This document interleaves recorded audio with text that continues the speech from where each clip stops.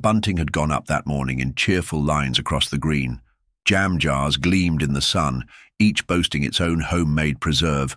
Damson, gooseberry, and a particularly spirited spiced apple contributed by Mrs. Abernathy, who insisted it had medicinal properties.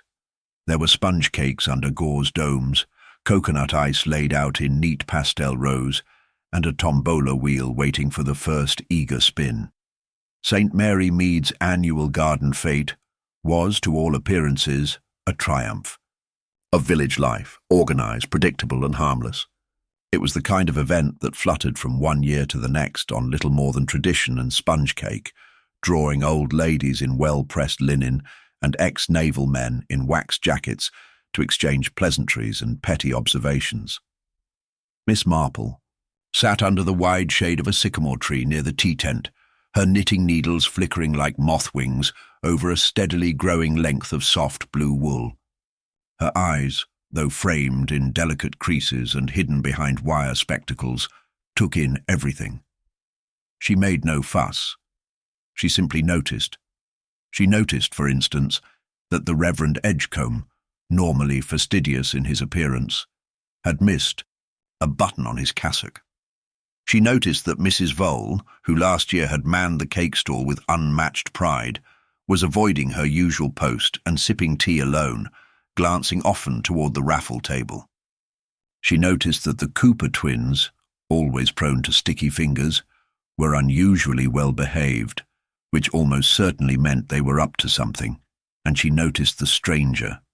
He was tall, perhaps in his early 60s, and wore a pale grey suit far too fine for village wear. His eyes, hooded and sharp, flicked over the stalls and tables with a curious detachment, as though memorizing the layout of a room he might later ransack. He had about him an odd mixture of familiarity and foreignness, like a misplaced piece of silver in a drawer of wooden spoons. He spoke to no one. He bought no raffle tickets, sampled no jam, and ignored the flower displays entirely. He simply wandered, pausing once to glance at the notice board near the churchyard gate where the list of recent burials was posted. Then he walked slowly toward the vicarage, disappearing around the corner just as the bell rang for the coconut shy.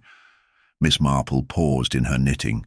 She had known every face in St. Mary Mead for over 60 years. The stranger did not belong.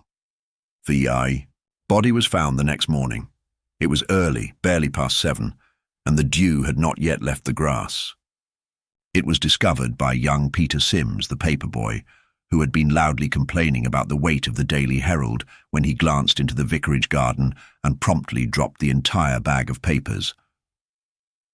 The man lay crumpled beneath the sundial, his grey suit rumpled, one arm flung oddly across his chest as though attempting a dramatic gesture in his final moments. There was no blood, no sign of a struggle, but something about the stillness of him, too fixed, too final, told all who saw it that he was well beyond help. By 8:30, the constabulary had arrived in the form of Inspector Craddock, a man who knew Miss Marple well enough to both respect and dread her gentle interjections. "Well," he muttered, glancing at her over the rim of a notepad as she poured him a cup of tea in the vicarage kitchen.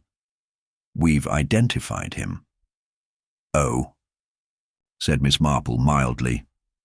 "Name of William Curlew, retired solicitor, used to live in Market Basing, no family to speak of, and nothing suspicious in his effects.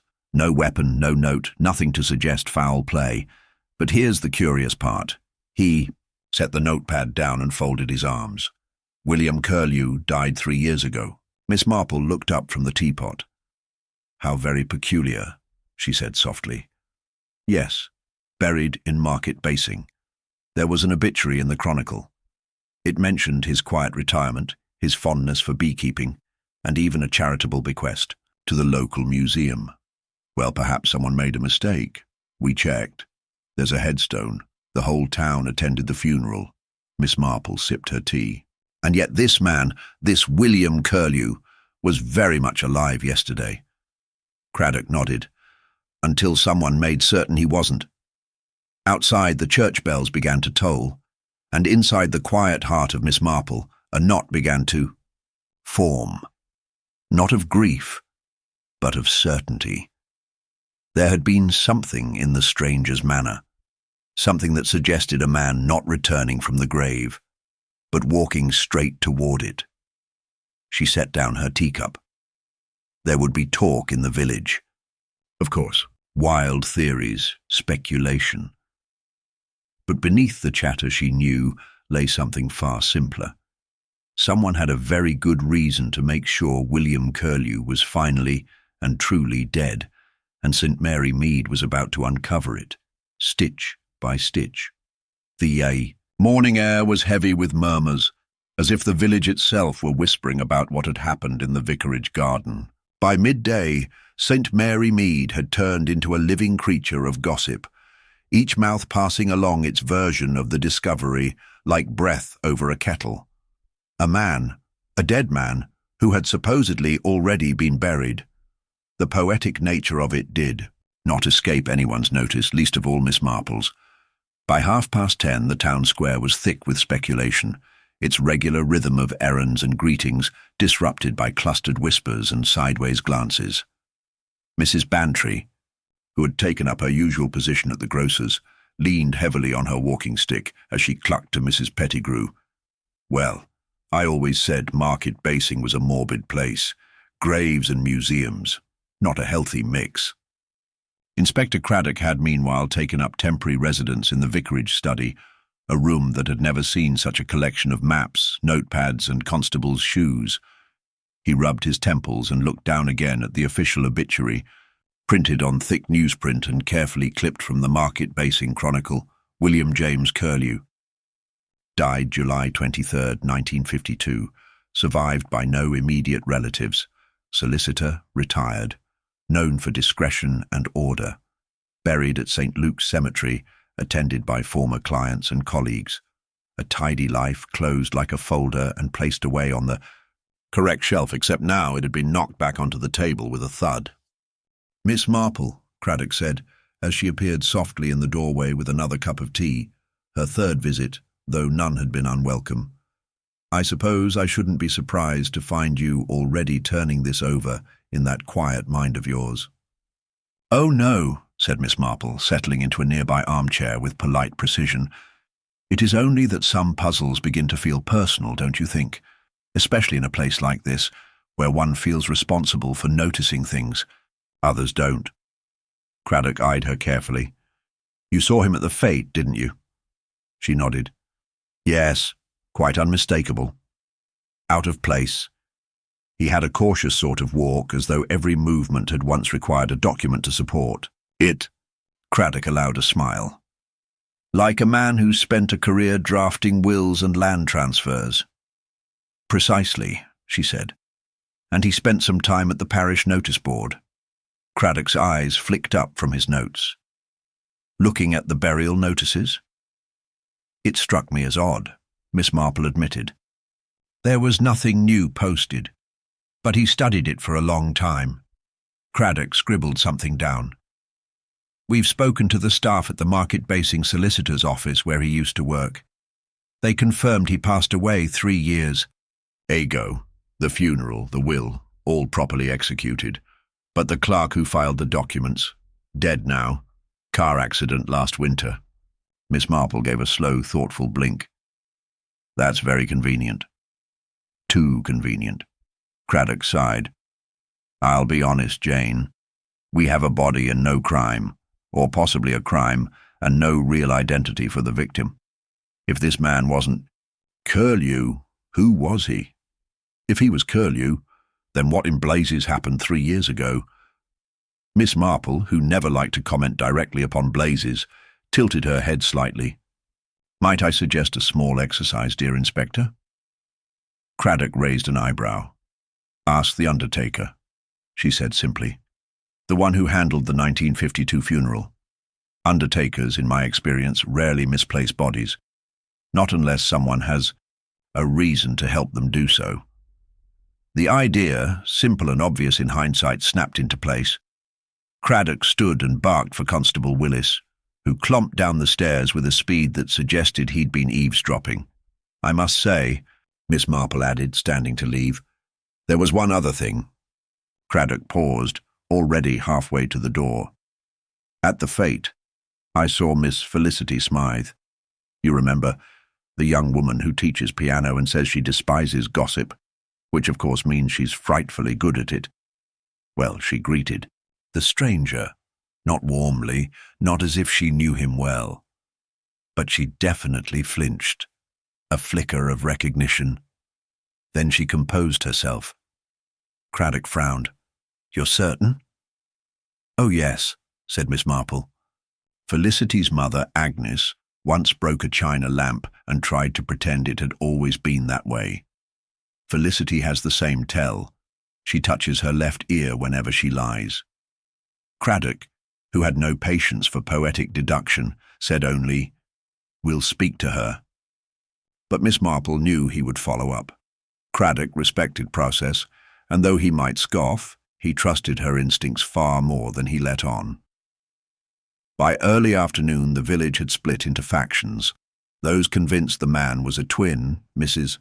Hartley firm in her belief in soap opera logic, those who said he'd faked his own death, the Cooper twins again, now solemn-faced and thrilled, and those who were sure it was an elaborate joke that had gone awry, Mr. Barnes, who had never known a serious moment in his life. Miss Felicity Smythe, however, had locked herself in her cottage and drawn the curtains. Craddock knocked just once, before she answered. She looked pale, her usual floral headband askew. I already heard, she said, before he could introduce himself. Yes, I saw him. I knew him. I suppose I shouldn't lie, should I? Craddock glanced behind her shoulder into the room. Neat, orderly. A piano gleamed in the corner, a stack of old sheet music neatly arranged beside it. Everything about her cottage suggested restraint. Everything about her face suggested fear. His name was Henry, she said softly. Henry Willoughby. He wasn't a solicitor. He was a client of my uncle's. My uncle was the one who trained William Curlew, actually, years ago. Henry was a friend, a strange one. I hadn't seen him in a long time. Craddock's voice was level. And when was the last time you saw him before yesterday? Her lips parted, hesitated. The summer of '52, just before he disappeared. Craddock didn't speak. He waited. I was engaged, she said finally, her voice dropping. Not to him. But he asked me to run away with him. He said he'd come into money, that he'd fixed something legally with Curlew's help. He wouldn't say more. I told him no. He left, and then I heard he'd died. So when you saw him at the fête, I thought I was going mad, she whispered. I thought I'd dreamed him into being. Craddock studied her. Why would he fake his death? She didn't answer, but something in her eyes said she suspected. Back at the vicarage, Miss Marple was finishing her knitting and rereading the obituary. She paused at a line near the end. Donations in lieu of flowers to the Market Basing Museum Trust. It was a strange thing to remember, but Miss Marple never forgot a fund she'd once contributed to. There had been a scandal at that museum, hadn't there? Something about a missing collection of coins. Rare ones. Roman. Very valuable. She tucked her knitting away. One man dead. Another supposedly buried. A vanished set of coins. And a frightened young woman, remembering too late. Miss Marple looked out at the garden, where the sundial cast a long, slender shadow across the grass. Someone had waited 3 years for silence, and when it finally came, it had come too loud to ignore. The next morning, a light mist clung to the hedgerows and curled around the low stone walls of St. Mary Mead. It was the sort of damp that made everything feel secretive, cloaking the village in a hush, as if it too had something to hide. Miss Marple stirred her porridge carefully, though her thoughts were already far from the breakfast table. She had made a note, quietly, in the margin of a gardening catalogue, of the curious alignment between Henry Willoughby's reappearance and the old scandal at the Market Basing Museum. She would say nothing just yet. People rarely told you the truth if you went about asking directly. No, better to wait and listen. At precisely 9:15, Miss Marple tied on her hat and gloves and made her way to the village green. She did not head for the vicarage nor the grocer's this morning, but instead turned down a narrow lane that led to the small cottage of Mr. Harold Jenkins, retired museum clerk and noted expert in numismatics. Jenkins had been involved. Tangentially, the papers had said, in the museum's embarrassing coin scandal 3 years ago. Officially, nothing had been proven. Unofficially, Jenkins had taken early retirement and moved to St. Mary Mead with a face like a man who'd aged 10 years in one. She found him in his garden, trimming back his roses with a care that suggested evasion rather than horticulture. "Miss Marple," he said, his voice thin and cautious. "Come for a cutting?" "Not today, thank you," she replied gently. "I was just passing and wondered if you'd heard the dreadful news about the fête, the man who died." Jenkins looked up sharply. Yes, of course. Terrible business." "He was carrying no identification, you know," she continued, softly, as if merely gossiping. "But some say he looked quite like William Curlew. Though Curlew is long buried, isn't he?" The clippers in Jenkins's hand paused mid-snip. "Curlew. Good heavens. You don't mean to suggest—" "I suggest nothing," said Miss Marple, folding her hands in front of her. "Except, perhaps, that one doesn't easily forget a face, even after several years. I recall you attending Mr. Curlew's funeral. You placed the rosemary on the coffin, didn't you?" Jenkins blinked. "Did I? Yes, I suppose I must have. We worked together, yes, but it was all a long time ago. You must have known his clients, people like Henry Willoughby." This time, Jenkins stiffened. "That name hasn't been spoken around here in years." "Oh, I'm sure it hasn't," she said. "And yet, now it must be, because it seems Mr. Willoughby wasn't quite as dead as he ought to have been."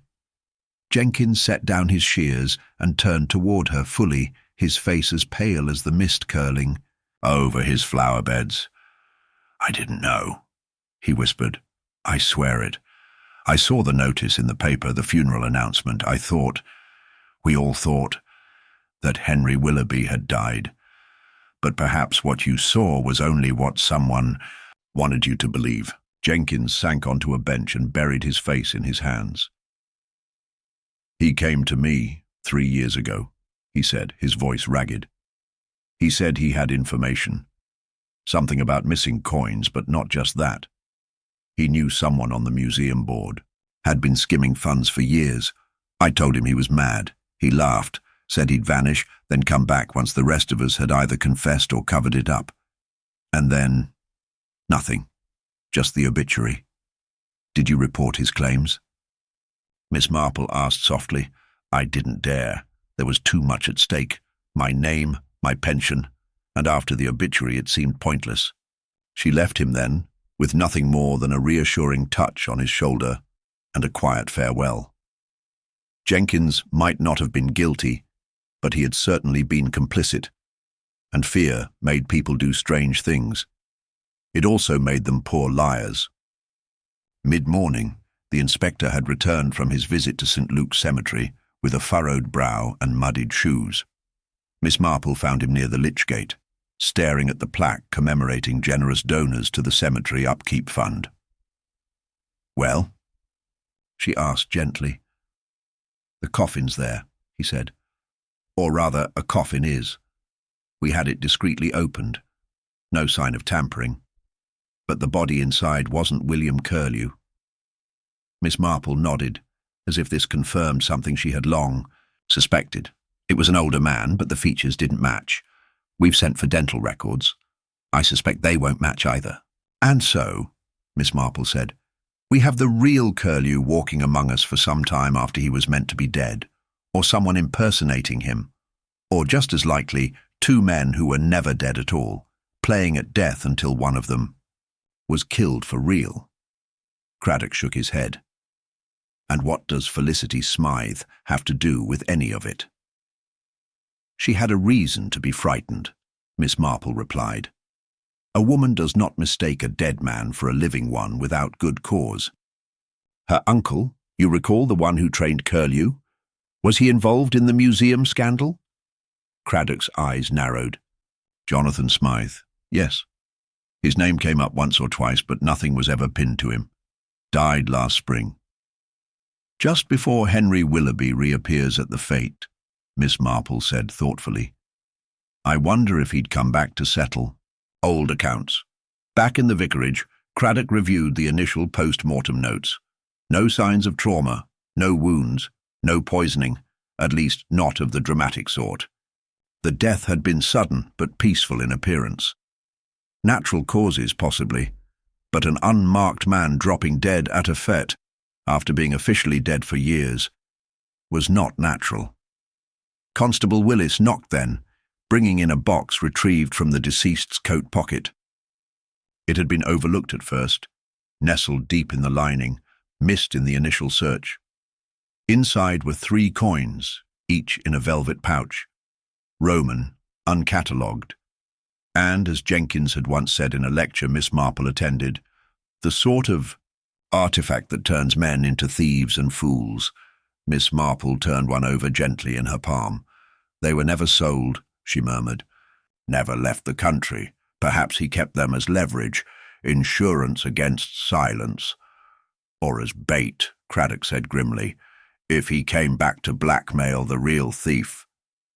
Then the real thief silenced him for good. Outside, the mist began to lift, though it left the hedges wet and the air heavy. Miss Marple, holding the Roman coin, felt the weight of history pressing between her fingers. Not just ancient history, but the recent kind, where secrets curdled in quiet villages and justice came slowly, like winter frost creeping across a window pane. She looked at Craddock, her blue eyes clear. I believe someone very much alive arranged for 2 men to vanish, she said. And now, with only 1 corpse and far too many secrets, they're hoping to disappear themselves before the past catches up. The afternoon sun struggled through the remaining haze, casting a pale light across the village, as Miss Marple and Inspector Craddock left the vicarage behind and made their way back toward the centre of St. Mary Mead. The cobbled streets were beginning to fill with the usual Saturday bustle, shoppers, children trailing their mothers, and the occasional tourist curious about the village where such an unusual murder had taken place. But beneath the surface of normalcy, there was an unmistakable tension, like the quiet before a storm. Miss Marple's mind churned quietly as they walked, piecing together the fragments they had gathered. The presence of those ancient coins, the discrepancy between the supposed identity of the dead man and the body found in the coffin, and the cryptic connections to the museum scandal, all hinted at a tangled web of deception and long-held grudges. Inspector, she said softly, we need to understand the relationships between these men better. Not just Willoughby and Curlew, but everyone around them, their friends, their enemies, those who might have had something to gain. Craddock nodded. I've already started speaking to some of the locals who might have known them. But there's something else. Felicity Smythe is behaving strangely.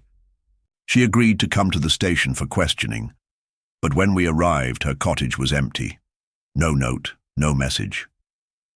Miss Marple's eyebrows lifted. That is curious. A woman with no reason to flee would hardly vanish so suddenly. I wonder if she knows more than she's letting on. They turned into the village square, where the ancient market cross stood as a silent witness to centuries of village life. Nearby, the newsagent's shop was a hive of whispered speculation. Miss Marple caught fragments of conversation, words like imposter, blackmail, and old debts. The villagers were weaving their own narratives, none of them quite accurate, but all reflective of their fears and suspicions. They paused by the post office, where the clerk handed Craddock a bundle of letters found in the dead man's pockets.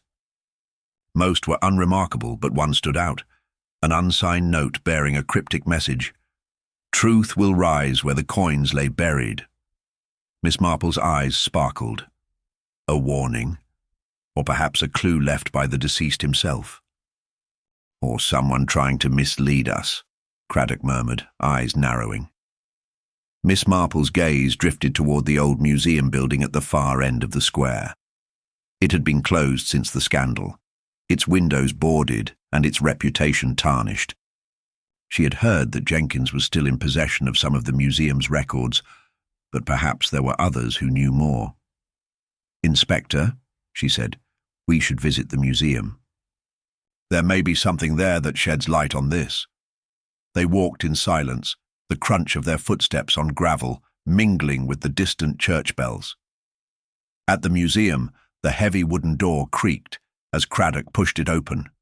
The musty smell of dust and forgotten relics greeted them. Inside, the place was a shadow of its former self, shelves half empty, display cases shattered or covered in tarps. From the gloom emerged a tall figure, Mrs. Eleanor Bates, the museum's former curator. Her face was pale, her eyes sharp, but wary. "I thought you might come," she said quietly. "You're looking for answers, but you might not like what you find." Miss Marple smiled gently. "We're accustomed to that, Mrs. Bates. Could you tell us about the missing coins? And about Mr. Willoughby and Mr. Curlew's connection to the museum?" Mrs. Bates hesitated, then nodded. "The coins were part of a private collection donated to the museum years ago. Valuable, yes, but more important for their history. They were supposed to be safeguarded, but someone high up, began siphoning pieces off, selling them on the black market." "Do you know who?" Craddock asked. "I suspected Henry Willoughby. He was charming, persuasive, dangerous when crossed. Curlew was his rival, always trying to expose the thefts. They had a bitter falling out before Willoughby disappeared." "Was Mr. Jenkins involved?" Miss Marple asked softly. Mrs. Bates looked down. Harold was loyal but fearful. He knew more than he said, but never spoke up. "And the museum board," Craddock pressed. "Corrupt to the core," Mrs. Bates admitted. "They protected their own." Miss Marple's fingers tapped the rim of her handbag thoughtfully. "It seems our murder is rooted deep in greed and betrayal." As they left the museum, a figure darted from the shadows, a young man with sharp eyes and an urgent manner. "Miss Marple," he called, "you must come quickly. There's been another development." They followed him back to the village square, where a small crowd had gathered near the post office. Among the onlookers, Felicity Smythe stood trembling, her face streaked with tears. In her hand, she clutched a folded piece of paper. "I found this," she said, voice shaking. "It was pinned to my door this morning." Miss Marple took the note carefully. Written in hurried scrawl was a single sentence. "The past isn't done with you yet. Stay silent, or next time it won't be a warning." The villagers whispered anxiously, the unease thickening the air. Miss Marple studied Felicity with quiet sympathy. "You must be brave, my dear. Truth, after all, is the only light that can dispel shadows." Inspector Craddock turned to the crowd. "No one leaves the village until we've had a chance to speak to everyone again. We're close to uncovering something and no one will slip away." Miss Marple's mind was already racing, fitting together pieces of a puzzle that grew more intricate by the hour. She thought of the two men, their lives intertwined by secrets, lies, and ambition, and of Felicity Smythe, caught in the middle of a storm she had barely understood. The day waned, and the village held its breath. Somewhere beneath the surface, a truth waited to emerge, but whether it would bring justice or more darkness remained to be seen. The evening settled over St. Mary Mead with a soft, muted light that lent the village a certain calm, though beneath the quiet surface, currents of tension twisted and churned. Inside the small police station, the room buzzed. With activity, Inspector Craddock had summoned several villagers for further questioning, hoping to untangle the complex web that seemed to enclose the mysterious death and the troubling threats against Felicity Smythe. Miss Marple sat quietly in the corner, her knitting basket resting on her lap, eyes sharp and attentive as voices rose and fell around her. Felicity was seated nearby, clutching a cup of tea as she tried to steady her trembling hands. The note pinned to her door, a menacing warning to keep silent, weighed heavily on her. Yet it was clear she wanted to help. Miss Marple's gaze often flickered toward the young woman, sensing layers of fear mixed with a flicker of resolve. One by one, the villagers were brought in. There was George Hunt, the local blacksmith who had known Curlew since boyhood, Mrs. Agnes Pusey, the gossiping seamstress whose ears caught everything, and Reverend Lawrence, who seemed more concerned with the village's moral compass than the investigation itself. Each had their own version of events, their own suspicions and grudges, but none offered the concrete breakthrough Craddock sought. The inspector frowned, rubbing his temples. It's like everyone is holding back or simply afraid. If only someone would talk plainly. Miss Marple, who had listened with quiet patience, decided it was time to weave her own subtle line of questioning. When George Hunt was dismissed, she gently approached Felicity. "My dear, I hope you won't mind a few quiet words." Felicity nodded, relief evident in her eyes. "Anything, Mrs. Marple. Tell me more about your relationship with Mr. Curlew," Miss Marple said, speaking softly but deliberately. Felicity hesitated, then sighed. "We were close once. Childhood friends, really. But after the museum scandal broke, everything changed. Henry Willoughby tried to turn everyone against him. And I was caught in the middle. I didn't trust him, but I didn't know what he was truly involved in." "And the note? The one threatening you?" Miss Marple probed gently. Felicity's face paled. "I think someone wants me to keep quiet about what I know, about the coins, about the lies, but I don't know who. I was too afraid to say anything before, but after finding that note, I'm scared for my life." Miss Marple's fingers tightened briefly on her knitting needles. Fear is a powerful silencer, but sometimes it can also sharpen the senses. Meanwhile, Inspector Craddock, having completed his round of questioning, returned with new information. "I checked the financial records of the museum board. It seems a considerable sum went missing over the past year, well beyond the value of the coins. Someone has been embezzling, and it doesn't look like it was Willoughby or Curlew alone." Miss Marple's eyes gleamed with quiet satisfaction. "Corruption layered like an onion, Inspector. Peel back one layer, and another is revealed beneath." Just then, a constable entered with a small package retrieved from a mailbox near the village green. This was found pinned under a stone not far from Felicity's cottage. It might be related. Craddock carefully unfolded the package to reveal a leather-bound journal, its cover worn but intact. Miss Marple's heart quickened. This could be the key. She took the journal with reverence and opened it to the first page, where neat handwriting filled the space. "Henry Willoughby's diary, the truth behind the facade." "Remarkable," she whispered. "This could provide the insight we've been searching for." They sat around the small table as Miss Marple began to read aloud entries that painted a complex picture. Willoughby was no mere thief. He was a man desperate to save his family's name, caught in a spiraling web of blackmail and deceit. His entries revealed meetings with shadowy figures, uneasy alliances with the museum board, and hints at a hidden cache of documents and coins, all to be found beneath the very museum itself. The diary spoke of a plan to expose the corruption, but also of threats received, and of Curlew's insistence on confronting the truth regardless of the cost. As Miss Marple read further, a passage caught her eye. "Curlew's trust is both his strength and his weakness. If only he knew the real danger waiting beneath the surface." The room grew quieter. The pieces began to settle into place like a slow, deliberate dance. Miss Marple closed the diary and looked up. This confirms our suspicions. Willoughby was trying to expose something far bigger than mere theft, and Curlew was deeply involved, perhaps unwillingly, in this dangerous game. Craddock nodded grimly.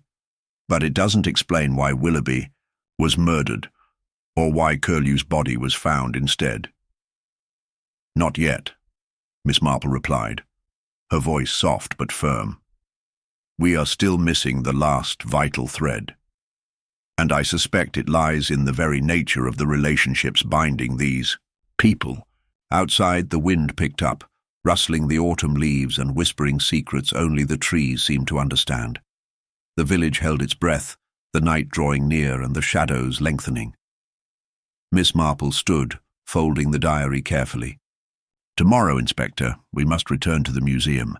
There is more beneath that old building than just dust and cobwebs.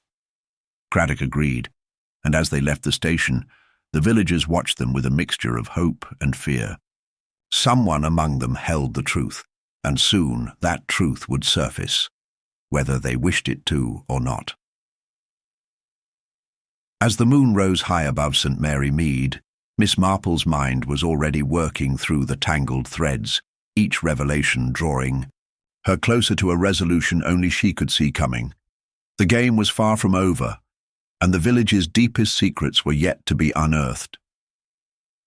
The morning mist clung to the hedgerows of St. Mary Mead as Miss Marple and Inspector Craddock made their way toward the village museum, the ancient brick building that stood like a solemn sentinel at the edge of the village green. The air was brisk, and the scent of damp earth and fallen leaves mingled with the faint aroma of freshly brewed tea wafting from nearby cottages. The village was stirring, but a palpable tension had settled over it, the kind that only a murder and dark secrets could conjure. Miss Marple's mind turned over the contents of Henry Willoughby's diary, the key to unlocking the tangled motives and deceptions at the heart of the mystery. The entries had hinted at a hidden cache beneath the museum, a place where truth and lies were buried together, waiting to be unearthed. Now, with the diary in hand and fresh resolve, she was determined to follow that thread. "Inspector," she said softly as they approached the museum's heavy oak door, "this building has stood here for over a century. Yet how little do the villagers know of what lies within and beneath.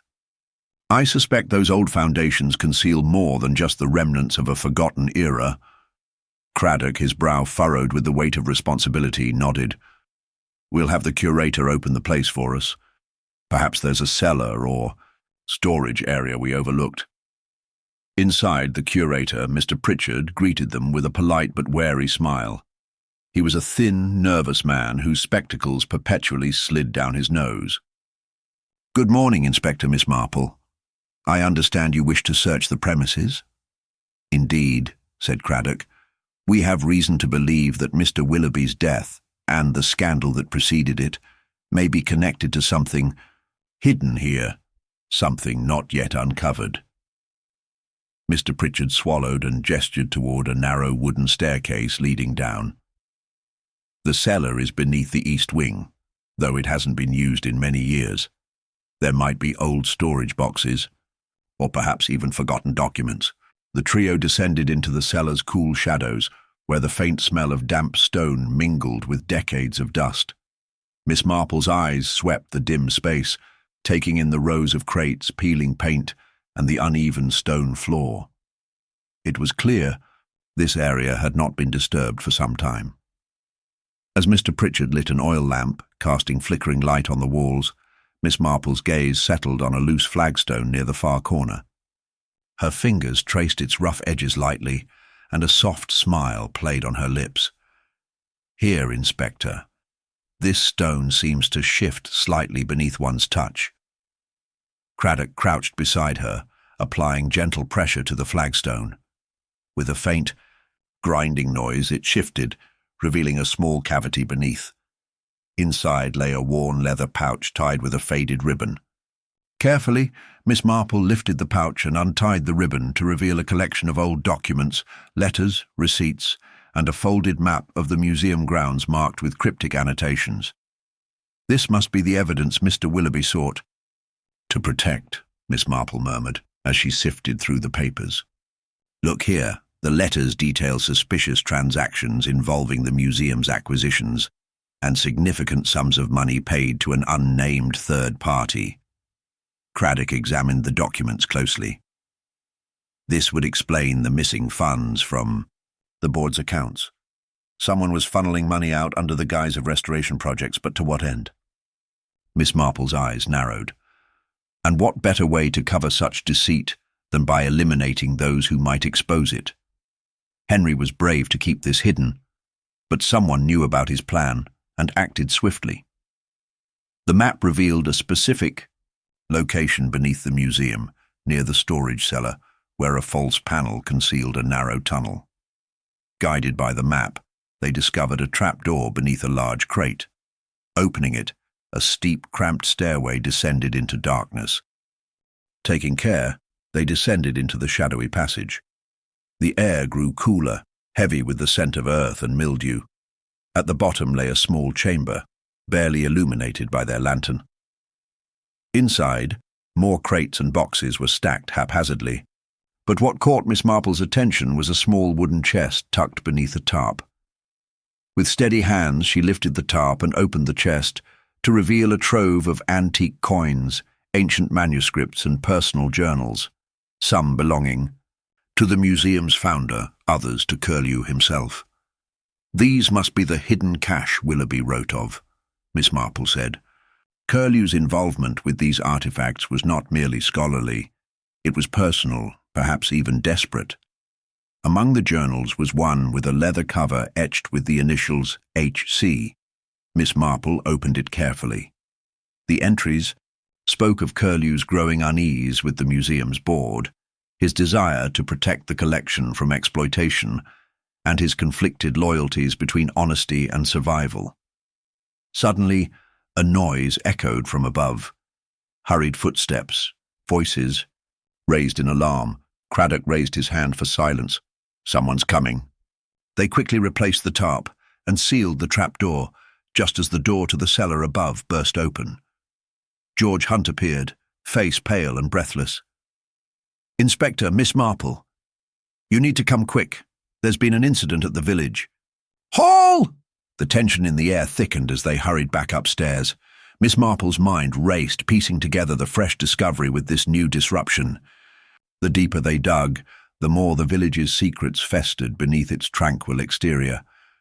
As they approached the village hall, a crowd had gathered, murmuring anxiously.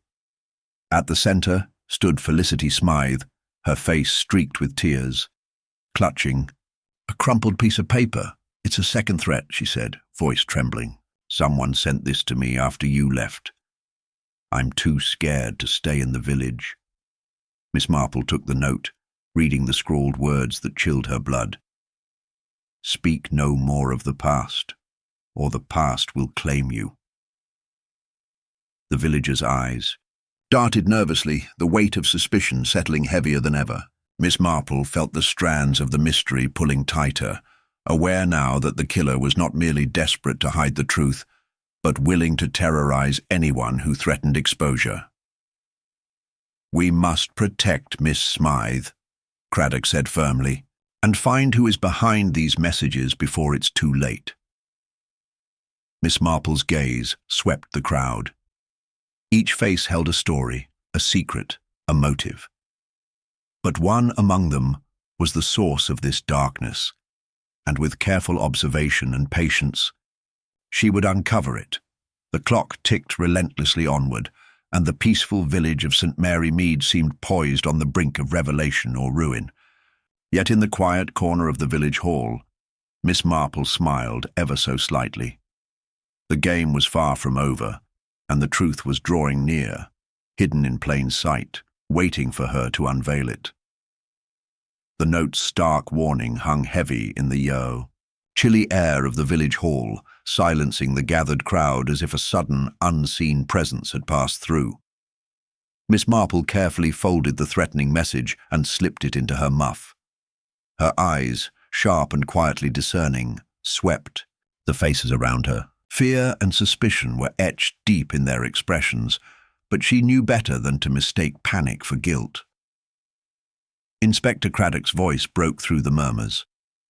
"We'll need to increase patrols, and I want everyone to report anything suspicious. No one is to be left alone for long, especially Miss Smythe." Felicity nodded, still trembling but resolute.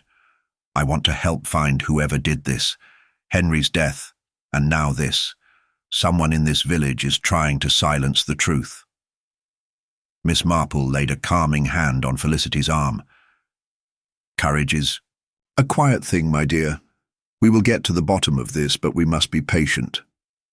As the crowd began to disperse, the detective felt a stirring of the familiar rhythm that accompanied every small village mystery, the delicate weaving of human frailty and hidden resentments. She had seen it all before, how the gentlest face might mask a ruthless heart, and how fear often exposed more than words. The day stretched on with little respite from the tension. Miss Marple made her way back to her cosy sitting room, tucked away in the heart of St. Mary Mead, where the fire crackled softly and a pot of tea awaited her return.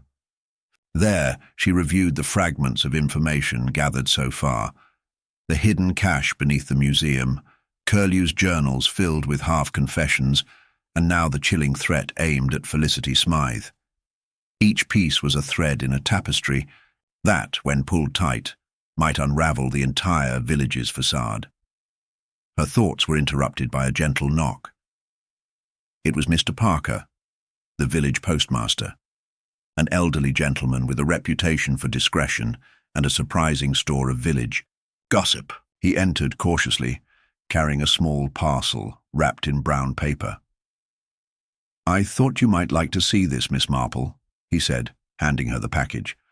"Found it slipped under my door this morning. No note, just this." Curious Miss Marple carefully unwrapped the parcel to reveal a worn, leather-bound notebook, its edges frayed and stained with age. It was not unlike the journals she had seen in the museum's hidden chamber. Opening the notebook, she saw it was filled with delicate, almost cryptic handwriting. As she skimmed the pages, it became clear this was a personal diary belonging to one of the museum board members, someone intimately involved in the village's affairs and possibly the key to understanding the web of deceit. The diary detailed secret meetings, whispered deals, and veiled threats. But what caught Miss Marple's eye was a series of entries referencing a mysterious figure known only as the benefactor, whose identity was carefully obscured but whose influence was unmistakable. The benefactor appeared to have been involved in financing the museum's acquisitions, but also in silencing those who threatened to expose the financial irregularities that had drawn so much attention. Miss Marple's mind raced. Could this shadowy figure be the puppet master behind Henry Willoughby's murder? Was this the person who sent threats to Felicity Smythe? As she pondered, a sudden realization struck her. The benefactor was likely someone with much to lose if the museum's secrets became public, someone deeply embedded in the village's social fabric, perhaps even trusted by the community. The late afternoon sun slanted through the window, casting long shadows across the room as Miss Marple traced the names and initials scattered through the diary. One name recurred frequently: Lady Agatha Penrose, a recent arrival to the village who had quickly become involved in local affairs and sat on several committees. Miss Marple recalled her brief, polite encounters with Lady Penrose. The woman was charming and well-spoken, with a sharp intelligence that suggested she was no stranger to high society's intrigues. If Lady Penrose was the benefactor, then the quiet, respectable village of St. Mary Mead harboured a secret far more dangerous than anyone had imagined. Determined to learn more, Miss Marple prepared to visit Lady Penrose's estate the next morning. But before she could rest, a sudden knock came at the door, more urgent this time. It was George Hunt, looking pale and anxious. "Miss Marple, I'm sorry to bother you so late, but I found something at the village pond. You need to see it." Curiosity. Piqued, she followed George through the darkened streets, the crunch of fallen leaves underfoot, mingling with the distant hoot of an owl. At the edge of the pond, illuminated only by the faint glow of a lantern, lay a small, muddy bundle. Gently, George lifted it, revealing a soaked and crumpled envelope. Inside was another note, this one more explicit, its words stark and threatening. "Stop digging, or you'll be next." Miss Marple's eyes narrowed as she studied the handwriting. It matched the previous threats, but was now more brazen. Less restrained, the village was on edge, and the killer's confidence was growing. Whoever was behind this had a powerful message for those who dared to uncover the truth. Back at her home, Miss Marple sat quietly, the notes spread before her like pieces of a grim puzzle. She thought again of Henry Willoughby, a man who had tried to bring light to dark deeds and had paid the ultimate price. But who among the villagers had the most to gain from his silence? The more she considered the diary's revelations and the note's sinister warnings, the clearer it became that the surface calm of St. Mary Mead was a fragile mask, hiding a deeper and more dangerous game. The days ahead would require careful observation and subtle probing. Miss Marple knew the killer was watching, waiting for a misstep. Yet, in that quiet moment by the fire, with a cup of tea warming her hands, she allowed herself a faint, knowing smile. The truth, as always, would reveal itself, one careful step at a time. The morning sun spilled softly through the lace curtains of Miss Marple's sitting room, casting a gentle glow on the scattered papers and notes that seemed to grow heavier with each passing day. The village of St. Mary Mead was cloaked in a fragile quiet, but beneath its surface tensions simmered like the barely contained heat of a dying ember. Miss Marple sat by the window, her fingers lightly tapping the rim of her teacup, her mind weaving through the threads of the mystery that had darkened their peaceful village. The diary she had discovered, the veiled threats, and the growing list of suspects all pressed upon her thoughts, demanding careful unraveling. Lady Agatha Penrose, the mysterious benefactor, the murky financial dealings at the museum, all were pieces of a puzzle she was determined to solve. A soft knock at the door pulled her from her reverie. It was Inspector Craddock, his expression grave but respectful. "Good morning, Miss Marple. I hope I'm not intruding." "Not at all, Inspector," she replied with a warm smile. "Please come in." He took a seat opposite her, eyes flickering to the papers spread across the table. "I wanted to discuss the threat sent to Miss Smythe and the one found near the pond. We're increasing patrols, but it seems the perpetrator is growing bolder." Miss Marple nodded thoughtfully. "Fear is a potent weapon. The threats are meant to frighten and divide, but they also reveal desperation. Someone feels cornered." Craddock sighed. "I wish we had more to go on." "The diary you found, has it given you any clearer direction?"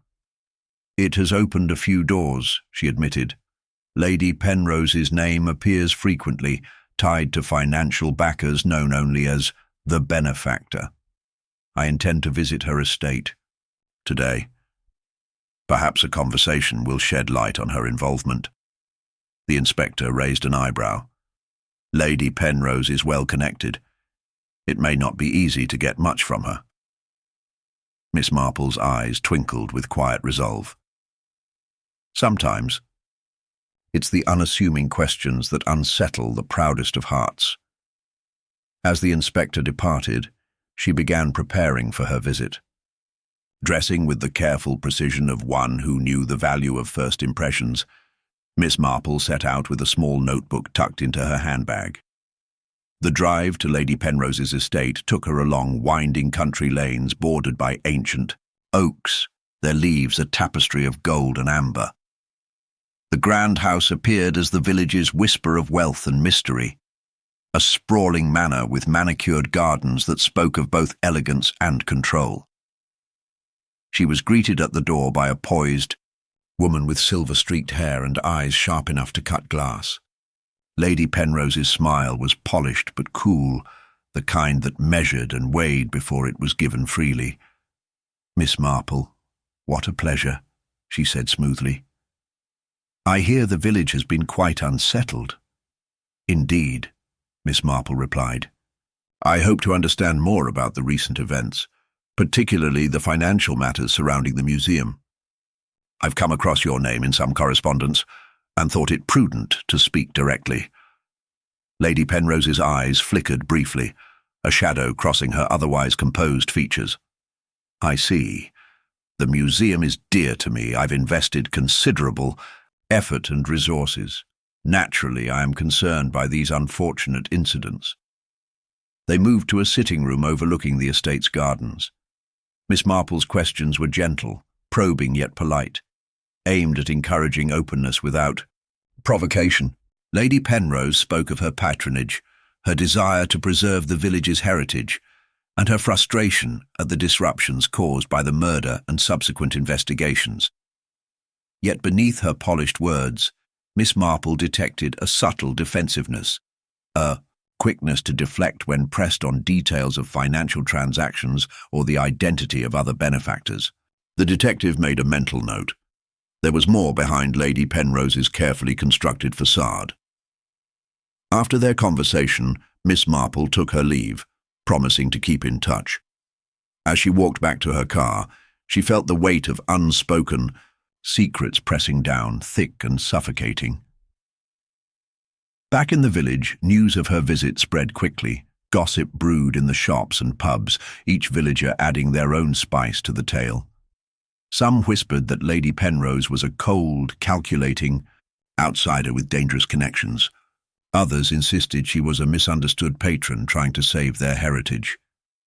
Meanwhile, Felicity Smythe remained under close watch, the threats having shaken her deeply. Miss Marple visited often, offering quiet companionship and an attentive ear. Felicity's resolve, though tested, remained firm, and her accounts of Henry's final days grew more detailed with each meeting. She spoke of a mysterious late-night visitor, a man with whom Henry had argued bitterly just days before his death. Miss Marple listened carefully, noting the way Felicity's eyes darted when describing the visitor's features and mannerisms. Determined to follow this lead, Miss Marple arranged to speak with a few villagers who might have seen this stranger. Over the following days, she pieced together a faint but troubling picture. A man fitting the description was seen near the village on several occasions, often in the company of Lady Penrose's estate manager, a stoic man named Mr. Collins. The connection was tenuous but suspicious. One afternoon, as the village prepared for the upcoming harvest festival, Miss Marple decided to visit Mr. Collins under the guise of discussing the estate's role in the event. The man was courteous, but tight-lipped, revealing little beyond routine details. Yet, when Miss Marple mentioned Henry Willoughby's name and the threats against Felicity, Mr. Collins's demeanour subtly shifted, a brief flicker of unease that passed as quickly as it came. Miss Marple's questions became more pointed, gently probing his knowledge of Lady Penrose's dealings and the shadowy benefactor. Mr. Collins deflected skillfully, but Miss Marple sensed a carefully maintained silence, as if he guarded a secret not just of his own, but of his employer's. Returning home, Miss Marple reflected on the growing layers of deception. The threads of financial intrigue, threatening notes, and a mysterious visitor wove together into a complex tapestry. She understood that the heart of the mystery lay not just in the murder itself, but in the fragile alliances and hidden resentments binding the villagers. Her intuition urged patience. The killer was watching, growing restless, and might soon reveal more through their own mistakes. That evening, as the harvest festival lights twinkled in the distance, Miss Marple sat by the fire, her mind alert and ready for the next move in. a game where every smile might conceal a lie and every silence a threat.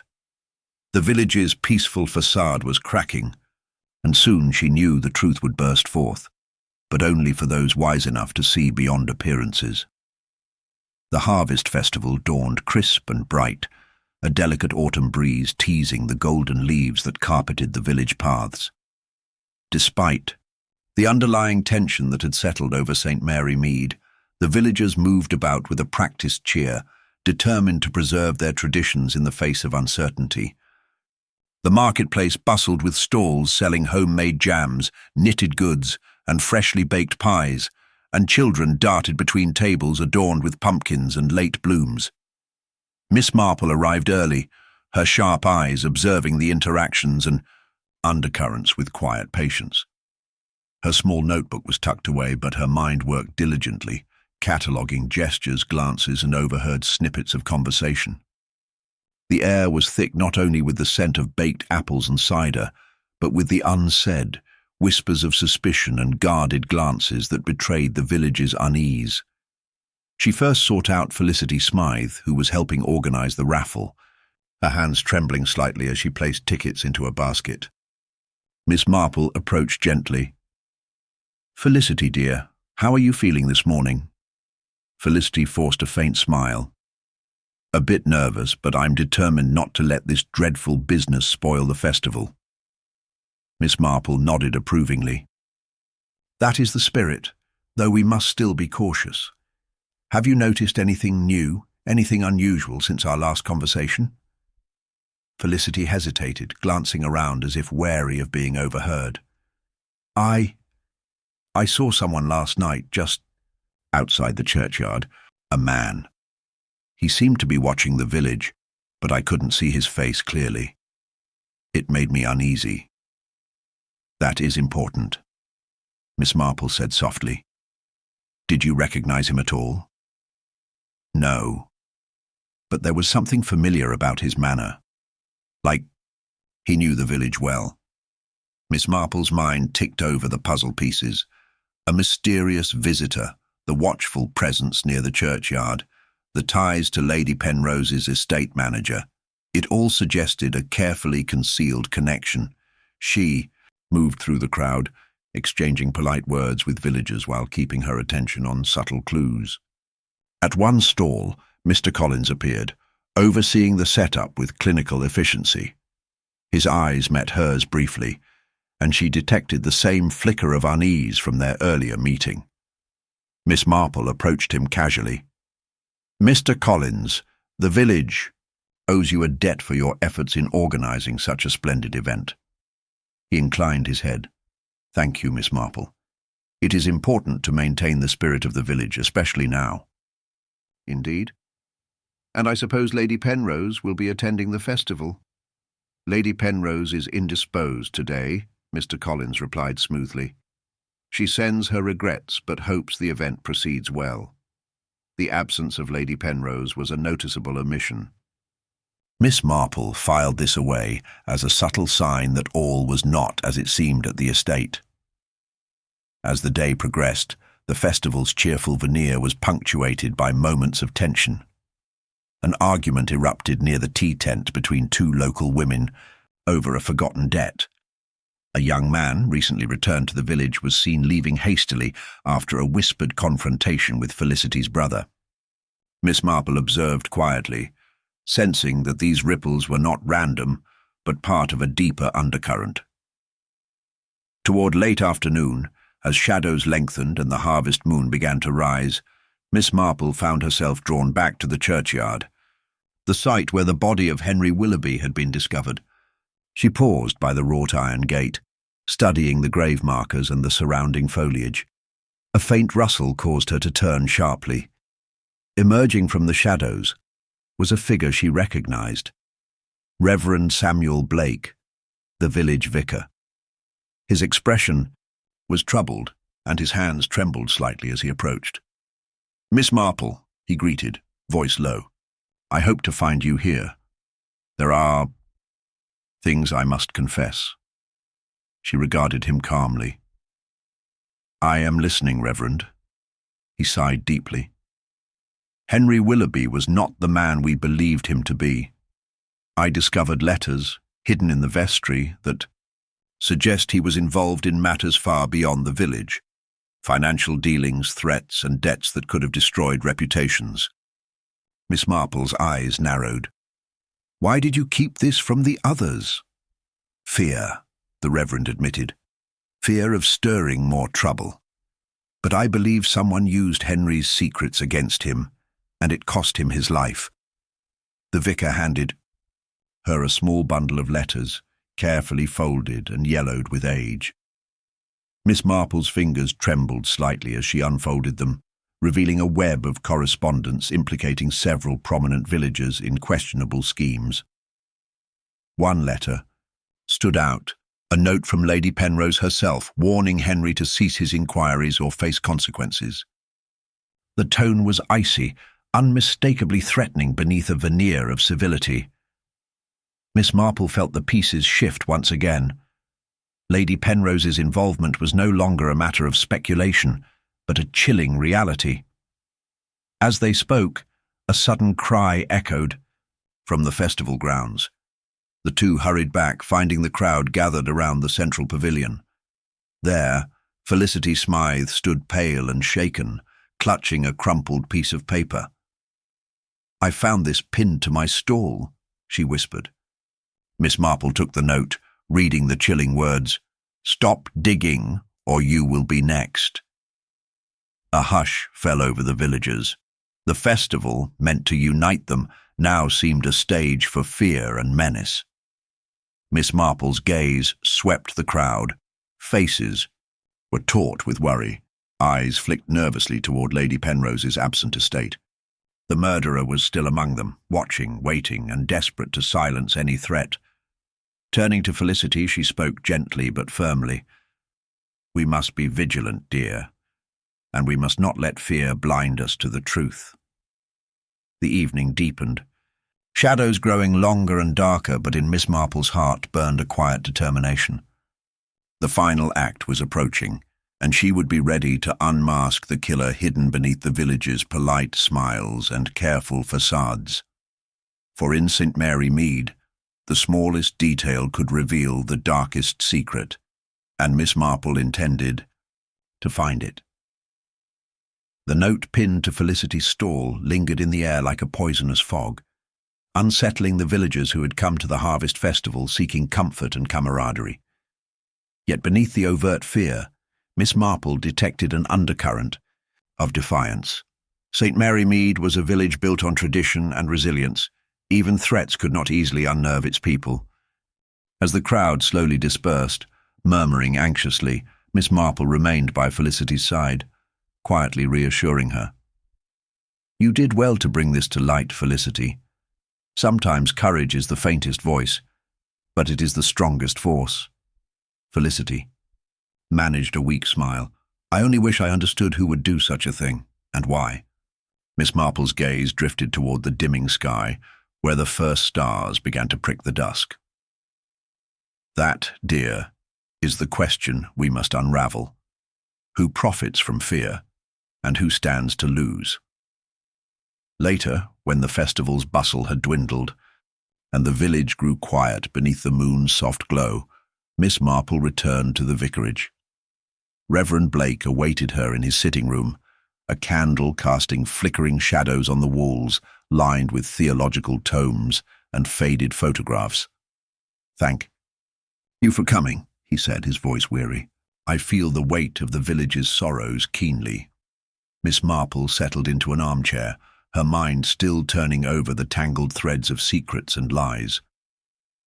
"Reverend, may I ask, do you believe Lady Penrose capable of such a threat, as was found at the festival?" He hesitated, fingers clasped tightly.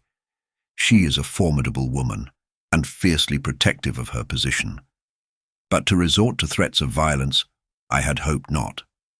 Yet the letter you showed me today, and now this note to Felicity, it suggests a hand that is both cold and cunning." Miss Marple nodded. "Indeed, and while Lady Penrose's motives may be clear, the question remains whether she acts alone, or if others share her intent." The Reverend sighed deeply. The estate's steward, Mr. Collins, has always been loyal, but I cannot say how far that loyalty extends. And then there is Mr. Harper, Henry Willoughby's former business associate. He has been seen frequently around the village in recent days, and his temper is well known. Miss Marple leaned forward, steepling her fingers. Thank you, Reverend. Your insight is invaluable. I intend to speak with these gentlemen soon. As the Reverend excused himself, Miss Marple took a moment to reflect. The web was tightening, the lines of suspicion becoming clearer, yet the truth still hid in shadows. She resolved to visit Lady Penrose's estate the next day for a conversation that might reveal far more than appearances suggested. The morning was overcast when Miss Marple arrived at the grand gates of Penrose Manor. The house stood imposing against the grey sky, its stone facade weathered but dignified. She was greeted by Mr. Collins, whose usual calm was tinged with restrained tension. Miss Marple, a surprise visit, he remarked, guiding her inside with polite formality. Lady Penrose is resting, but I shall inform her of your arrival, in the drawing room. Miss Marple waited, her eyes quietly examining the room's decor. Heavy curtains, a mantel cluttered with photographs, and a faint scent of lavender lingering in the air. Soon, Lady Penrose entered, elegant and composed, though a shadow flickered across her usually impassive face. Miss Marple, she greeted, her voice smooth. To what do I owe this unexpected pleasure? Miss Marple smiled gently. I wished to speak with you about the troubling events at the festival and the recent revelations concerning Mr. Willoughby. It seems the village is not as peaceful as it once appeared. Lady Penrose's eyes narrowed slightly. Troubling indeed. I assure you I have no wish for harm to come to anyone in St. Mary Mead, but secrets have a way of surfacing, and sometimes unpleasant truths must be faced. Miss Marple folded, her hands in her lap. I understand, Lady Penrose. Might I ask about your relationship with Mr. Willoughby? His death and the letters suggest a connection deeper than mere acquaintance. A faint, almost imperceptible sigh escaped Lady Penrose. Henry was persistent.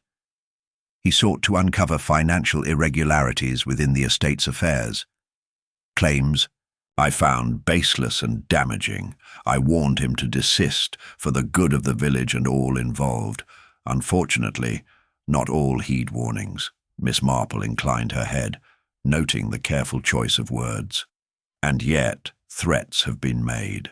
Since his passing, do you believe those threats stem from you, or perhaps from others who wish to silence him?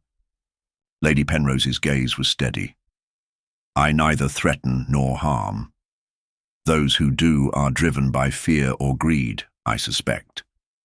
Before Miss Marple could respond, the door opened, and Mr. Collins entered with a briefcase. If I may, Lady Penrose, I have compiled some documents Mr. Harper provided, financial records that may shed light on the disputes Mr. Willoughby was pursuing. Lady Penrose motioned for him to set the papers on the table. As they sifted through the files, Miss Marple's eyes caught something unusual, a series of coded entries and irregular transactions suggesting embezzlement. These records, Miss Marple said softly, point to someone manipulating funds for personal gain. Lady Penrose's lips pressed into a thin line. And that, Miss Marple, is a danger to all, including the estate. The conversation was interrupted by a sudden knock at the door. A village constable entered, carrying an envelope sealed with black wax. Lady Penrose, this arrived this morning. It was found near the churchyard, by the place where Mr. Willoughby was last seen. She took the envelope with a steady hand and broke the seal. Inside was a single sheet of paper, typed and ominous. Truth is a shadow. Those who chase it fall into darkness. A chill fell over the room. Miss Marple folded the note carefully. The threats are escalating. Someone wishes to intimidate, to send a message that digging further will be dangerous. Lady Penrose glanced at Mr. Collins, whose expression betrayed no surprise. "We must consider all possibilities." As Miss Marple prepared to leave, Lady Penrose's voice softened, a rare note of vulnerability slipping through her usual reserve. "Miss Marple, I implore you to be careful. The truth is not always what it seems." Outside, Miss Marple paused, the grey sky seeming heavier, as if burdened with the weight of secrets yet uncovered. The tangled web of motives and deceit was far from unraveling. The village held its breath, poised on the brink of revelations that would shake its foundations, and Miss Marple knew that the final test lay just ahead. The true murderer was watching, waiting for a misstep, but the detective's steady gaze would not waver. The time to expose the darkness was drawing near. The village of St. Mary Mead seemed to hold its breath in the days following the ominous letter found near the churchyard. Unease mingled with the everyday rhythms of village life, yet beneath the surface, Miss Marple's quiet investigation was gathering its final threads. She had listened, observed, and pieced together the complex tapestry of relationships and motives that bound the villagers in a web of secrets and half-truths. Miss Marple's suspicion had long settled on one figure, though she waited patiently for the moment to draw the final thread. Lady Penrose's calm composure and carefully measured words had veiled a great deal, yet her warnings had hinted at knowledge that was more than superficial. Mr. Collins, loyal and composed, also harboured his own silent burdens, but it was the restless figure of Mr. Harper who had aroused the greatest concern. His fiery temper and frequent visits to the village suggested a man desperate to reclaim control or cover his own misdeeds. The breakthrough came quietly, as these things often do in the modest sitting room of the vicarage, where Miss Marple invited the key players under the pretence of a village meeting to discuss the estate's future. One by one she spoke with a gentle firmness, allowing each to reveal fragments of their truth, watching intently for any flicker of inconsistency or hesitation. When Mr. Harper arrived, Miss Marple greeted him with a soft smile. "Mr. Harper, your dedication to the estate's welfare is commendable, yet some matters remain clouded. Would you care to explain the peculiar entries in the financial records we reviewed, those coded transactions that seem to point to embezzlement?" Mr. Harper's face tightened, a flicker of unease crossing his features before he masked it with indignation. "I admit to trying to recover funds lost due to mismanagement, but I deny any wrongdoing. Henry Willoughby was meddling, stirring trouble where none existed." Miss Marple nodded thoughtfully, then turned to Lady Penrose. "And you, Lady Penrose, what do you make of these accusations?" Lady Penrose's eyes flashed, her voice steady but cold. "I have always sought to, protect the estate and the village's prosperity. If Mr. Harper's actions endangered that, it is a matter for justice." The conversation reached a delicate impasse until Felicity, the shopkeeper who had first received the threat, quietly interjected. "I found something at the festival that might help. A button, near where the letter was left. It seemed ordinary, but I thought it peculiar, a small thing, black with a gold rim." Miss Marple took the button, turning it over with practiced fingers. "This is no common button," she mused. "It matches the style worn by Mr. Collins." Mr. Collins's face paled, and his usual calm faltered. This must be a mistake." Miss Marple's eyes sparkled with quiet triumph. "Mistake or not, it is a clue that cannot be ignored. Mr. Collins, you have been guarding secrets as carefully as the estate's ledgers, but it is your hand that orchestrated the threats to silence Henry Willoughby. The room was silent but for the crackling fire. Mr. Collins's facade crumbled, and with a resigned sigh he confessed. The embezzlement had begun years ago, hidden beneath layers of false accounts, and when Henry uncovered irregularities, Collins had feared exposure. The threats were his desperate attempt to deter further inquiry, spiraling tragically into murder when confrontation turned deadly. Lady Penrose's expression softened, a shadow of sorrow passing over her. Justice will be served, but the cost to us all is heavy. As the constables took Mr. Collins away, the village began to breathe again, though the stain of betrayal lingered. Miss Marple, seated once more in her quiet garden, reflected on the fragile nature of human trust and the shadows that even the sunniest places conceal. In the end, it was not force nor spectacle, but patient observation and understanding of the human heart that unraveled the mystery.